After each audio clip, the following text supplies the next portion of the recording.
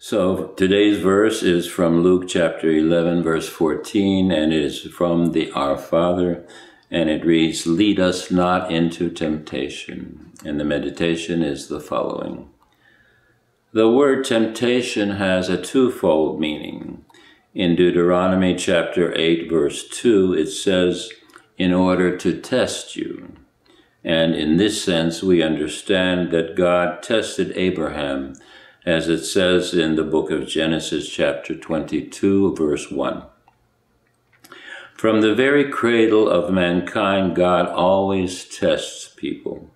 Already in paradise, we have the first test of our first parents in the knowledge of the tree of good and evil.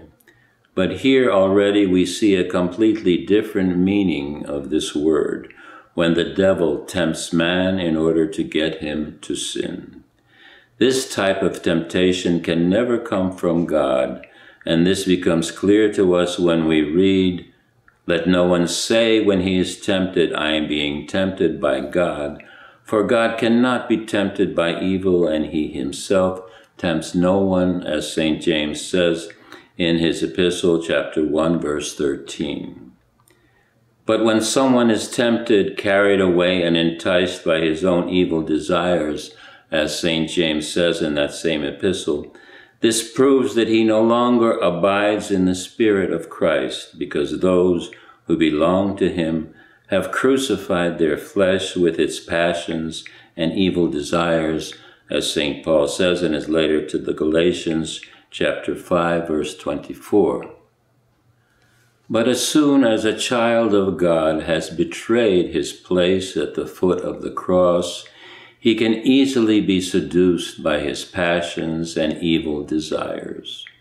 Our internal evil cravings must disappear. While they are still alive, our total submission to the Spirit of God is not complete. On the other hand, we read in this chapter, quote, "Blessed is the one who perseveres under temptation, because having stood the test, that person will receive the crown of life that the Lord has promised to those who love him," as it says in the epistle of St. James, chapter 1, verse 12. God in his love sends this temptation so that the work of patience may mature and reach perfection.